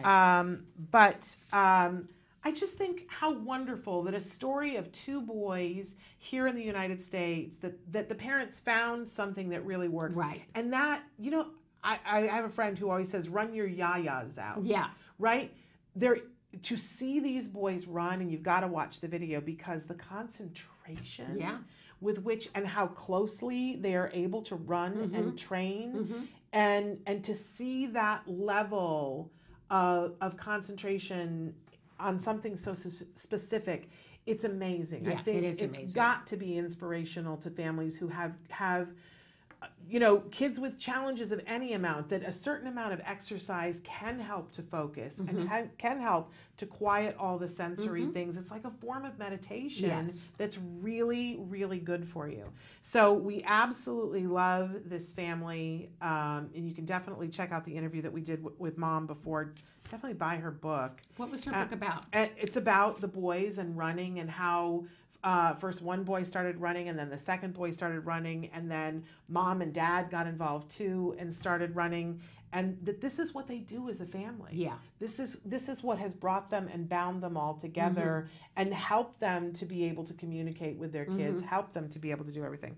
Okay, so in any case, check out this video, and they're showing it so that other families can now, in other countries, can learn that physical activity is a great, great thing for autism. Okay, and then our last story. We have the girl who dresses up as a stormtrooper to ask a boy with autism to the prom. How much do we love this? That was just the beginning. Yes. So this is coming to us from Idaho Falls. I've got my papers all twisted sideways. Yes. Sorry, but the girl, not the little girl, 15-year-old, yes. Jan Ritchie, went above and beyond to help a boy she had never met have a night he'll likely never forget. She learned about a special needs prom, and she heard about Ian Tao Benjamin, a 15-year-old Bonneville High School student, and she found out that he loves Star Wars, and so she does as well. What I love about this is that this 15-year-old girl has been working with special needs individuals for years. She has a particular passion for this, and she heard about this young man and said, I'm going to ask him to the prom. But it's a very big deal now in a lot of places, especially in Idaho, that it's not just about going to the dance or whatever now, it's how you get asked. Right. It's bigger than what people, you know, do for engagement things now. They do skywriters and they do insane things. And so this girl researched about him and found out she sent like a cake to the house, and then showed up in a stormtrooper costume to ask him. She decorated his room with posters and a T-shirt, a Darth Vader cake that said, "The Force has a big surprise for you." And really amazing. Right. And made him feel very special. They went to the prom together, they danced, they had a really good time. And I absolutely love this, and I think what an amazing story about what life can be like when somebody cares and is inclusive. And I can't help but think what a good time this young man had, and what that must have been like for his family to feel like he was included and he was a part of everything. The community then celebrated this young woman and made a big fuss over her, and I both love that and find it a little bit like, won't it be great when we get to a day when this kind of thing is so normal that we won't have to cover it here, and nobody will have to celebrate a person because they did something that was very human. Right. That'll be a good day. We're long for that day. But until then, we celebrate her for being a trailblazer, showing the world how it can be. All right, we've gone on quite a while. We're going to take a break, and then we're going to come back with Joey Fry and his mom, Carol. Yes, he's got autism, his own business. He's quite an artist, and we're going to hear about his efforts with that. Yes, and so that will be an amazing thing. Stick with us. We'll be back after these messages.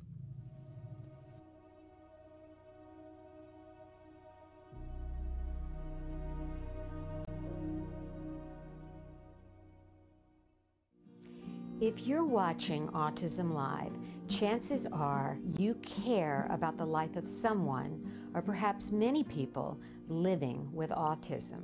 You spend countless hours trying to make a better life for them. It may not have been easy for you to watch the show today. You know, sometimes you could be juggling so many balls in the air, you feel like a circus performer.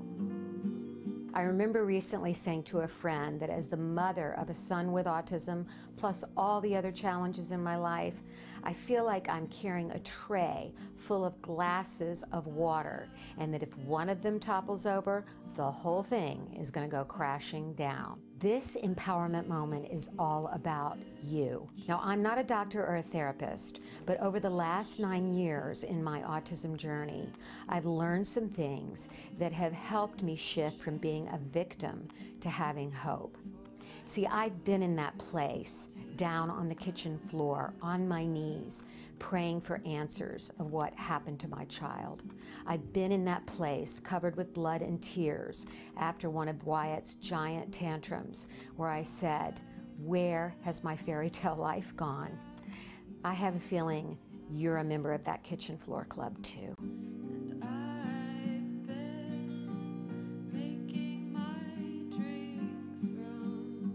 It's been a process, but I've come from that place of being a victim to becoming an advocate for my son Wyatt and for many others as the executive director of ACT Today, or Autism Care and Treatment Today. Let's start with reframing the way you think about yourself and your child. I want you to say after me, "I'm an activist." That's right. I'm an activist, because just by watching this program, you are taking positive steps to make the world a better place for your child or someone else living with autism. You are a positive force of action in the world. I want you to start thinking of your so-called disability as an opportunity, because it's within our challenges that our greatness is revealed. That's where we find our courage and resiliency. And parenting a child with autism is one of the greatest challenges a parent can face. You have the choice to see this as a journey of self-discovery. Some people take expeditions to climb Mount Everest to see what they're made of. You don't have to travel that far, because parenting a child with autism is an expedition of the soul. Until next time, stay strong and keep the faith. And we are back. And as promised, we are joined by very special guests. We've got Caroline and Joey Fry. Welcome to the show, Caroline and Joey. Thank you. Good to have you here. Good to have you too. Yes, we're here to talk about Joey's amazing artwork. And Joey, can you describe a little bit of your artwork to us? Because it is artwork with a difference. All right. I don't know when to begin, but it's basically brightly colored. It's paint, and it's kind of like a combination of traditional folk art. You might say cartoonish, sort of stylish. I mean, about the details. Oh, the details. So every time I'm done painting, I use a marker pen, or basically a pen, and I put some details to it to give them more likeness, or so. How about how people give you the details for that? Oh, yeah. So my mom receives calls from customers, and they give out specific details and a list of specific things of what they like, what they love to do, what's their hobby, and what's their favorite sports team. And like that. Yep. Yeah, all that stuff like that. And so you incorporate that into the art piece. Oh yes, it builds up a story. Okay. And you've got, can you tell us about some of the stories that you've done, some of the artwork and the stories? Any kind? Yeah, any kind. Give us an example of something you've done. Okay, so right now I am working on for a customer, or actually maybe I should just tell you about the one I have done before. For this is for a customer who lives in Mississippi, and her son is in the... He's a sailor. A sailor. He's patriotic. He has a wife and son. He's been to Ireland, Spain, and the Canary Islands. So what I did for the Canary Island part is I put little yellow specks all over the island to represent canaries. And originally I was going to put Tweety Bird, like a sand drawing of Tweety Bird. You know what Tweety Bird is, right? Yes, yeah, of course. Yeah. But I decided to scrap that idea, and I just left it with just little flying canaries flying around the island. That's great to I represent love Canary it. Islands. And so, literal, right? Yeah, it's literal. So you have created this wonderful business for yourself that capitalizes on your talents, which we absolutely love. And it's called Autism. And if people want to order a custom print, how do they go about doing that? My Facebook page and through telephone. Okay, and we've got autismbyjoey.com up on the website there, and then you've got a Facebook page. What is your Facebook page? Is it Autism? Autism by Joey. Autism by Joey. Okay, fabulous. So let's back up a little bit and talk about how, and Mom, maybe you can fill in some blanks for him as well too, because he was little. But when did we first start to notice that maybe Joey was differently abled? How I was able to speak. Yes, let's go back to when you were younger. And okay, May I start with when you were really little, and then you can pick it up. How about that? Or take turns, or go ahead. Okay, so let me start this thing from. I was born around 1997, April 22nd, which was Earth Day, which was actually my favorite holiday. I can understand why that would be. Absolutely. And when I was 4 years old, 3 or 4, I was able to say my first ever word, and that word was gondola. Gondola, okay. That's a pretty impressive first word. Yes, ma'am. Yes, ma'am. So Joe didn't speak until a little bit later, Yeah. but he was drawing before that. Okay. And was expressing things that he wanted to tell us with pictures, right? Exactly. It's kind of like communicating. Yep. Absolutely. And so when did you get a diagnosis of autism? You got a diagnosis of Asperger's, is that correct? Yeah, it's basically the same thing. Yeah. When you were about, well, I think we got the formal diagnosis when he was 6, but we were pretty clued in before that happened. Right. Like 3 or 4. But once Like he what you started speaking, he started speaking quite a bit, correct? And still is. Right. And I still do. And that's a wonderful, wonderful thing. But you have had a pretty amazing upbringing. You've got some incredible parents. Your mom there with you now. We got a list of mantras for the Fry household that I thought were really inspirational and that people might get a kick about. Do you guys want to tell us what they are, or you want me to read them? Go ahead and read them. Okay, it says here that the mantras in the Fry household, number 1, we emphasize that we are good, what we are good at, and use it for all it's worth. We try never to dwell on what we can't do. How powerful is that? Number 2, we are a team and we help each other.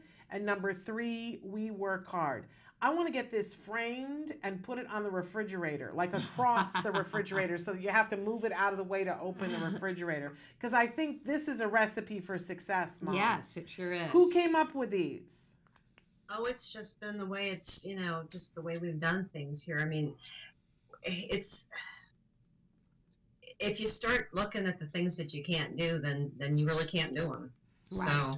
So Joey's just a positive kid, he always has Well, been. young adult. Yeah, you are. Because I'm that. 21. You are. That is true. Yes, I understand in high school you were like the prom king and Prom prince and prom king. Prom prince and prom king. And homecoming, don't forget that. And homecoming, wow, what a list of accomplishments. And now your artwork has won some awards. Tell us about that. Oh, this is a very good one. Okay, so when I was in junior high school, when I was 17 years old. That's high school. Yeah, that's still high school. I made this picture of a monster attacking a city, and I named him Monsteroid. And so you won. Yes. Sorry. So I was going to the state fair, and I saw my picture on display, and it said it won first place in Best of Show. And I was like a rock star. I was like it triggered my my fame, but not like Justin Bieber fame.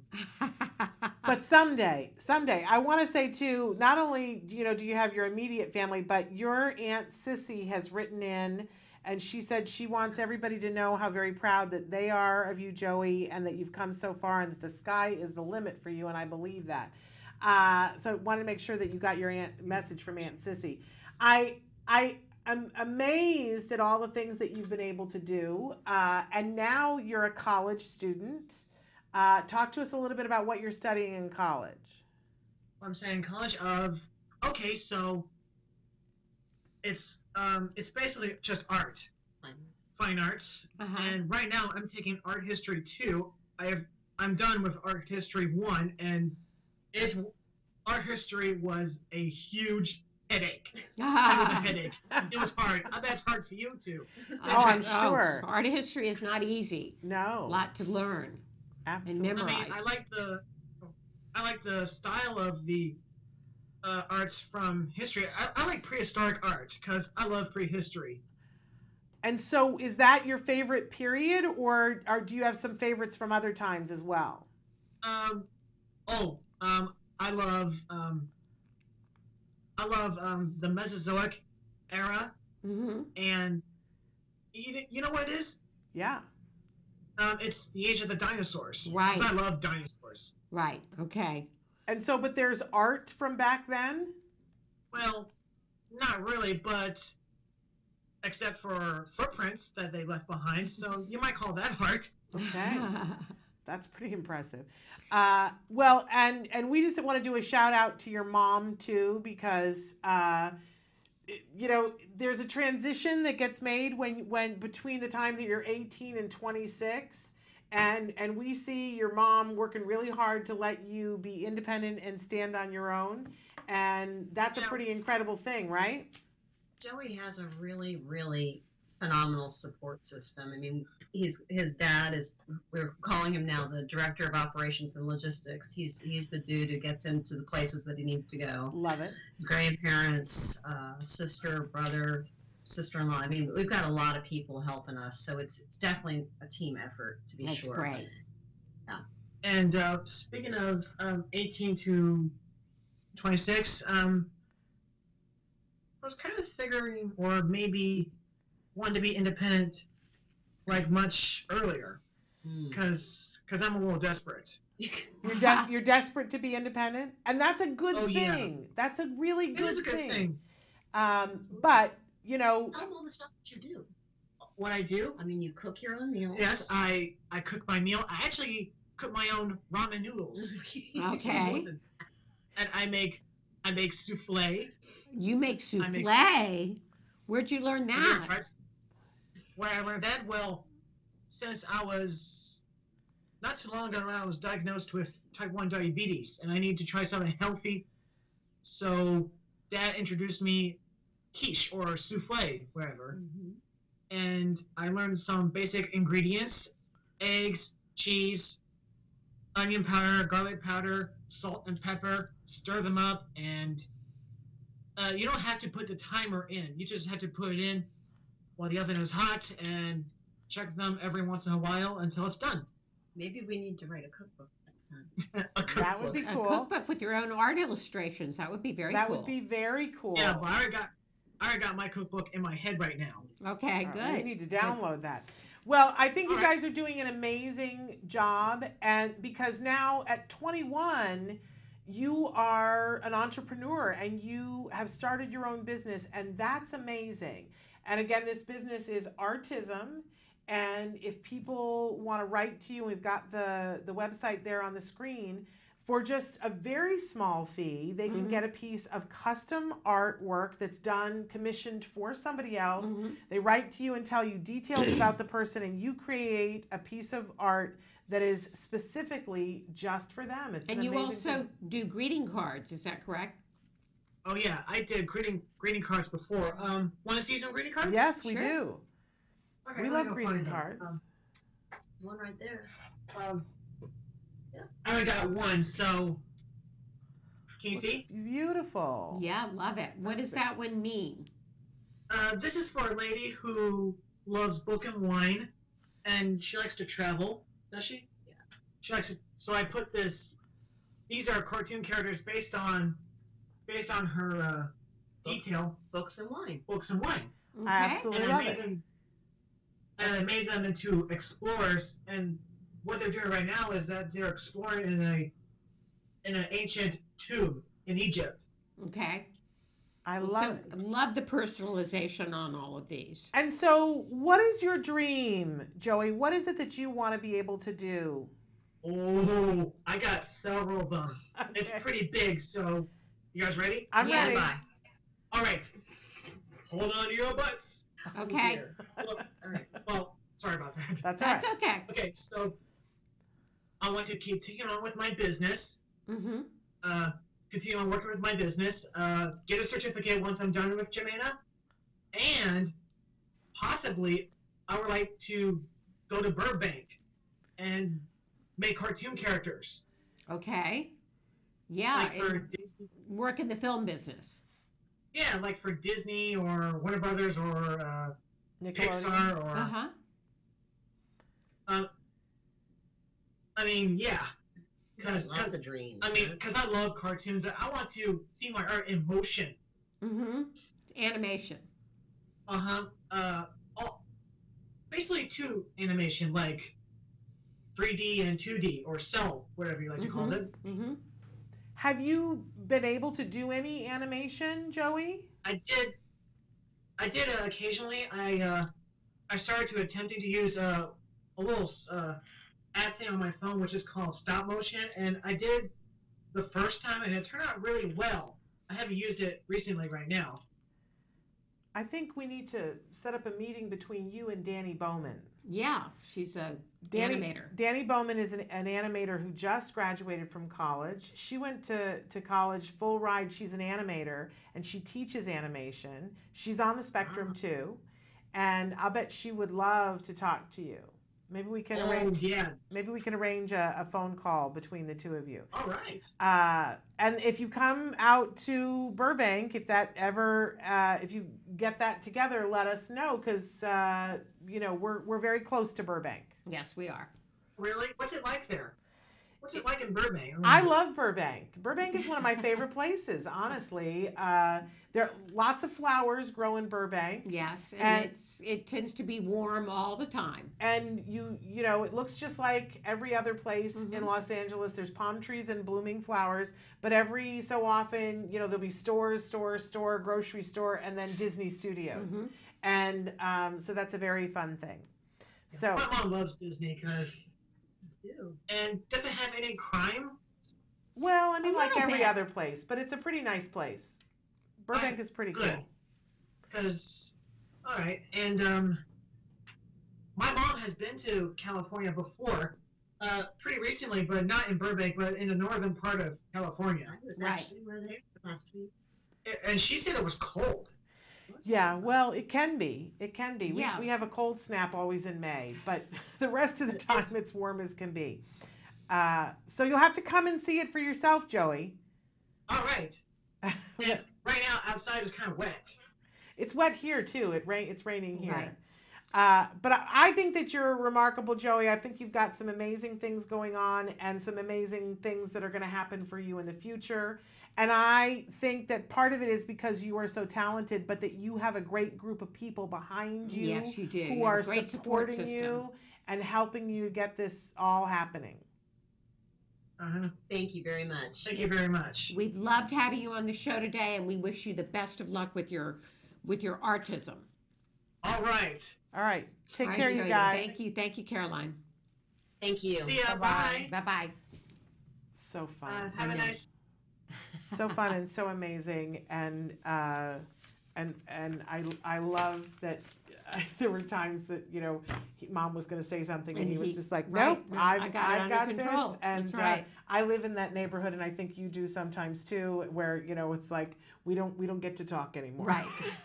Because our kids are going to say it for themselves, and that's a really good thing. And we want to thank Aunt Sissy for writing in too. Let's take a short break, and then we'll come back to close out the show. Okay, Stick great. with us.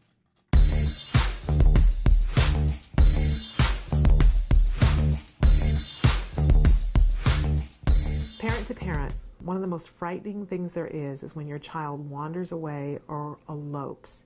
This is when they leave an area without permission. And we know, science has shown that over 50% of children on the autism spectrum will engage in this kind of behavior. But we don't have to just accept it as fact. There are things that we can do to teach our children how to appropriately ask when they want to go someplace. But before we can teach, we have to know why they're doing it. Are they wandering away to go to something, or are they wandering away to escape something? Really important that we know that. And once we do know that, then we can put in place these really effective teaching strategies. I want to remind you, though, that if your child is engaging in this kind of behavior, it's really important to work with an expert. Get professional help. They'll be able to effectively figure out why your child is doing it and put an intervention in place that's effective. And when you stop and think about it, there's nothing more important than keeping our children safe. You might be asking yourself, a BIP, what on earth is that? You say howdy, we say hi. Let's get rowdy, let's get wild. Let's get wild. Let's get wild. Let's get wild. Let's get wild. Hi there, I'm Lisa Ackerman. Welcome to the show. So the goal of today, we're going to make meatballs. Let's get started. So again, I'm going to take roughly a pound of my ground organic turkey, and I'm going to add in the secret vegetable. So if your kid doesn't like vegetables, don't cook in front of them, okay? Have them watch a movie or something. But you definitely want to make sure they're not watching, because then they won't eat it. So, and here we go with the egg. And our breadcrumbs. I'm just adding salt and pepper to taste. If you think about kids' shapes and sizes, you want to think small shapes, small hands. So your oven should be preheating at about 400 degrees. We're going to kick into the oven here and look at our meatballs. I did flip them halfway through the 20-odd minute. So we'll put, just like Julia Child's, there's our finished product right there. These are good. Cooking is easy. You don't have to be afraid of it. But we want to hear from you. If you can let us know what recipes are important to you, maybe convert a recipe from a traditional flour or gluten-based to a gluten-free or an allergy-free, we're here to help. So you get to us. You can email us at autismlive@gmail.com. You can reach out on Facebook at facebook.com/autismlive, or reach out at Talk It Now. So I know you're having a great day. I had a lot of fun cooking with you in the kitchen, but I'll tell you before we end, I gotta have more meatballs. Have a great day. You say howdy, we say hi. Let's get rowdy, let's get wild. Let's get wild. We're back. Welcome back. We've got a lot of things that are happening this week and next week. You've got going on next week on the show. Well, I want to start with the fact that we're not doing a live show tomorrow because I have been told that I can't do everything in the world, and I keep thinking that I can. And that's when you get your cape caught in your superhero cape caught in the fan. And I did last week. I got my superhero cape caught in the fan because I'm doing a one-woman show. That's the world premiere of it is tomorrow at 5. I'm so proud of you. Well, and I'm proud of you too, because this wouldn't have happened without you. We were going to do this together, and we talked about this before on the show. We don't need to, but I want to thank you for giving me permission to go on my own, and a little crazy. And it's called the Autism Monologues. It's called the Autism Monologues. World premiere is tomorrow at 5. And so we're not doing a show tomorrow because last week I got vertigo. I just, out of nowhere, I got vertigo. And so I'm just trying to take it a little bit easier. But so that's premiering tomorrow. And so we're not doing a live show. Then next week we're back, and we are doing live shows on Wednesday and on Thursday. And it's a power-packed week of amazing guests. That one of the other shows that's opening at the Hollywood Fringe, which is where my show is opening, is a musical called Best Buddies the Musical. And it's an inclusive cast with people of all abilities in it. It's the kind of thing that makes us like cry and clap and go crazy. And right? who's producing that? Well, it's written by a gentleman, Connor Haney, who's going to be on the show next Thursday to talk about. They're doing their preview this weekend. So, but they'll have more performances throughout the month. So he's going to be on the show next week to talk about this amazing musical. Okay. So that's a really wonderful thing. Then also on Thursday, we are going to have the folks from Camp Ed. that, as you know, Ed Asner has been on the show before. He's somebody that you and I both love. Yes. I love to be in the room when he's with you because he always tells you that you have spunk. And that always makes me happy. It really, it does in a way that I can't even begin to explain, right? But they have for a long time been working on one of Ed's legacies is going to be the Ed Asner Family Center, where families can come and participate and do other things. So this summer is the kickoff for Camp Ed. There will be 3 separate weeks of different activities for individuals where they're going to get to do things like make their own comic book. They're going to get to perform. They're going to get to dance. They're doing this in conjunction with a lot of other autism groups here in the Valley. Spec Labs is going to be there, and I haven't even talked about Spec Fest. I can't even believe I haven't brought that up yet. But so Spec Labs is going to be there participating and doing videos with them. Joanne Laura from Autism Movement Therapy is going to be there, and you know that's an amazing movement that helps center on the brain. Yes, we know that there are, when we cross the midline that it affects cognitive, and so she has a very amazing program. So they're all going to be with us next week in the studio. Matt Asner, Nava Paskowitz, Garth Herberg from Spec Labs, and Joanne Laura from Autism Movement Therapy. They're all going to be here talking about Camp Ed. Talking about Camp Ed and some of the things that kids can do there.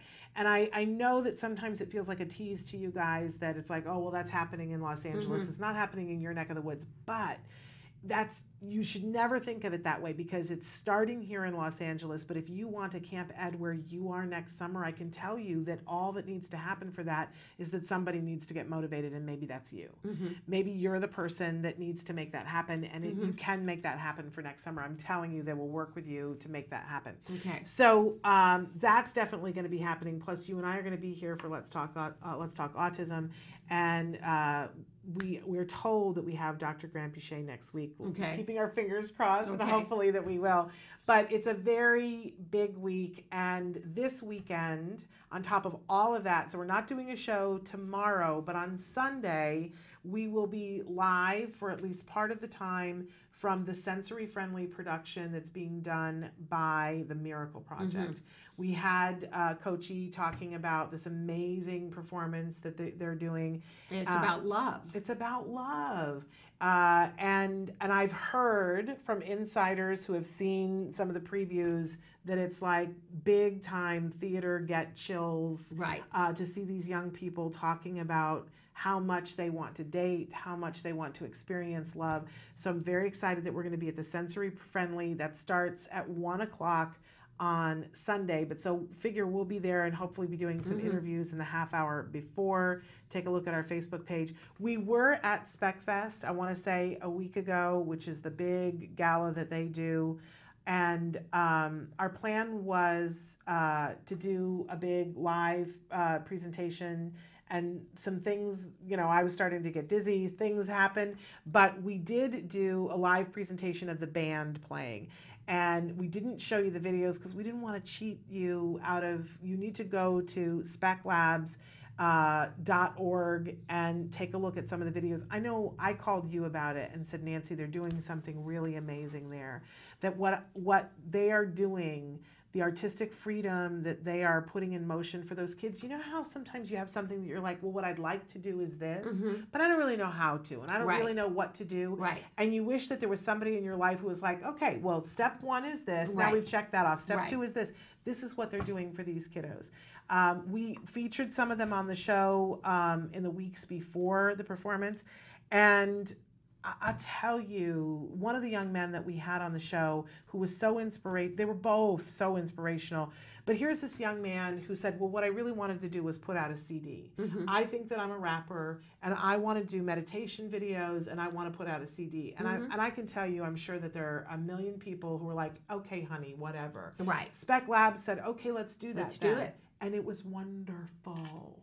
It was wonderful. I would do his meditation tape. He's amazing. And then I saw him rap, and the kids got real talent. So I just think that the work that they're doing is really, really amazing.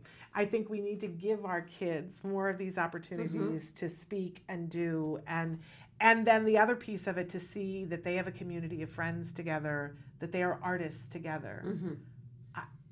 I mean, Honestly, is there anything better than that for our kids? So in any case, we're out of time, but I want to say thank you to all of you because you're all a piece of this Autism Monologues. Tune in on Sunday to see us on the red carpet, so to speak, for the Miracle Project, and then make sure you're back here next week for all these wonderful, wonderful topics. And good luck with your show. Thank you. I'm a fond. I can't wait to come see My it. dad always would say to me, "I'm not going to tell you to break a leg." He would say, "Have fun." Have fun. Because what's the point of doing all this work if you can't That's have right. fun? So that's Well, my I can't plan wait to see it. tomorrow. I'm having fun. Now you're coming in a couple of weeks. Right. Yeah. So. Deep breaths. Yes. Fun, fun, fun. All right. Until then, give your kiddos a hug from me. And yourselves a hug from me. Bye-bye for now.